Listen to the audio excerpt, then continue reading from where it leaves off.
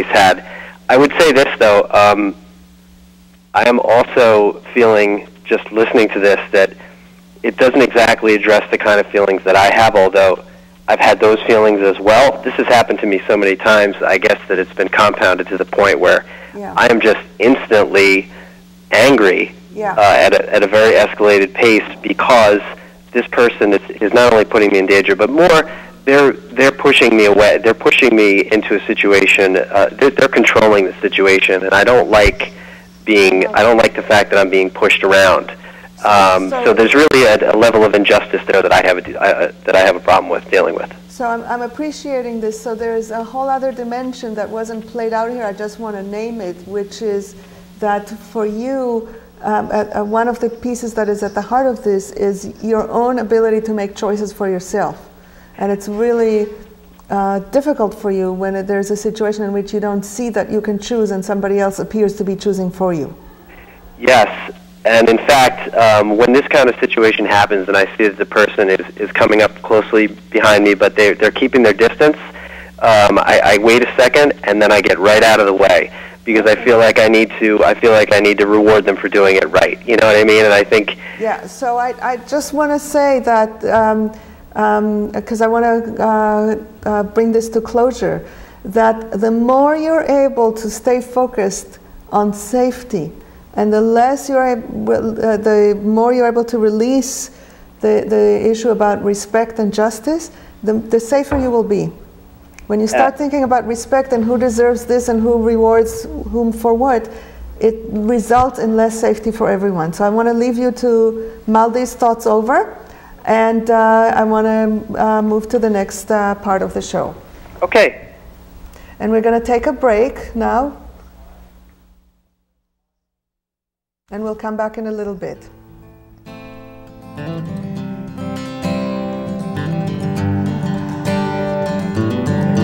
What? And I'm about to break the floor, but it's the new thing, and I'm actually wondering if it's a worry. I am craving, flying with the raven, 'cause she takes me between the two worlds. She's got magic in her dark wings, and in her heart lies the blue pearl. I am hungry, and I've got some honey, and it feels good in my mouth. But Mama needs some loving and communion, but I'm left hanging too far south. So I breathe in the air, invoke the water, honor the earth, burn in the fire, breathe in the air, earth, burn in the fire. It's okay that it turned out this way, 'cause I can always use time for myself, time to develop self-love as a habit, 'cause you sure can't get that from no one else. So I hang out with my diseases.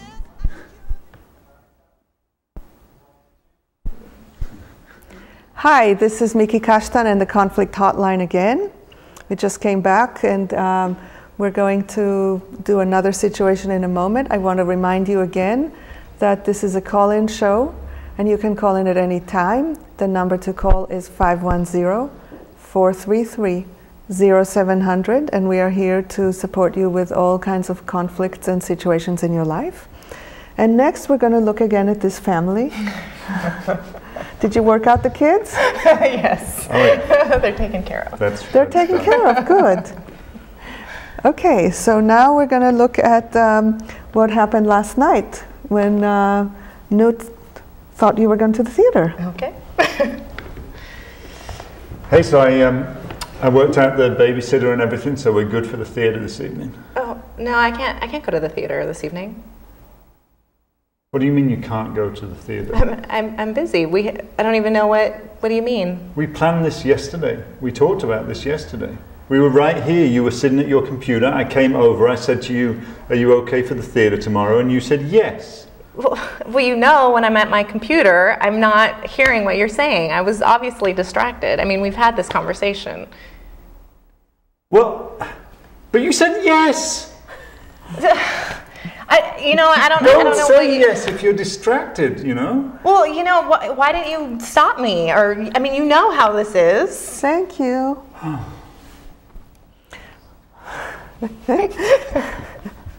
So once again, this is not going to resolve itself if it continues like this.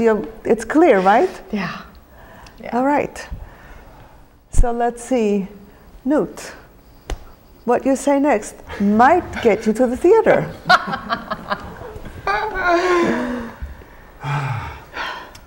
So I organised the babysitters, and we're all clear for the theatre this evening. I don't know what you're talking about. I can't go to the theater tonight. I'm feeling a little confused because I remember us talking about this yesterday and agreeing that we were going to go. No, I don't remember having any kind of conversation like that. Okay. Was I on the computer or something? Yeah, you were right here. Yeah, and I guess you were kind of focused on what you were doing, and you didn't actually pick up on what I was asking about. Is that true? I've done that before I could see that having been what happens. I want to pause because I want to point out something very powerful that just happened, which is that Newt acknowledged the thing that Itzel in the first round was kind of like saying it, kind of like in a kind of like, well, I told you not to. You acknowledged it, and by acknowledging it, you then also were able to own it, but without defensiveness, with more kind of like I would call it like a sheepish quality. Yeah, I was feeling a little sheepish. Right, but sheepish is very different from defensive. Sheepish you can work with. That's I have to work with sheepish a lot in this relationship.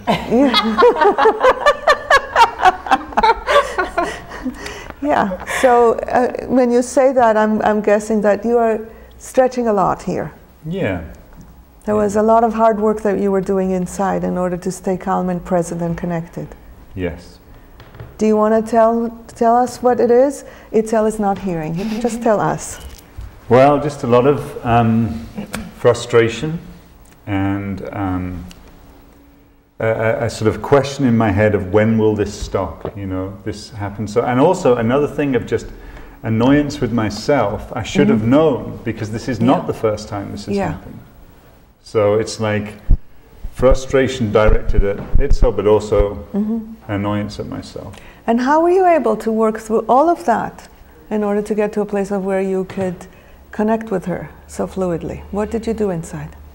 I kind of checked on what it was that I was most wanting right now, and I'm aware from having practiced nonviolent communication that what I wanted was connection, because I was confident that without connection in the conversation, then nothing else that I wanted was going to happen. You know, we're just going to fly off the handle and scream at each other, and I'll go to the theater on my own, you know, or with someone else. And then that'll be another fight. Yeah. So this is indeed something that comes with practice, and it's initially may appear counterintuitive. You want to go to the theater, you want her to hear you, you want her to learn something, and you put all of that secondary to the quality of connection between you in this moment. This is a very significant practice and definitely takes time. And then, but once you have that, it changes what you're going to focus on. Because instead of focusing on A, B, C, D, this is what you need to hear, and you are this and you are that, you're going to focus on the question, what can I say next that is going to change the quality of connection, that is going to bring us closer? And that's what you did. Yeah. And now I'd like to hear from you, Itzel. What was the effect on you of what Newt did? It was very calming and soothing for me to really get a sense that he understood and was taking the time to just sort of figure out what happened, rather than going straight to, you know, you messed up, you did this again. So that was very yeah, it was calming for me.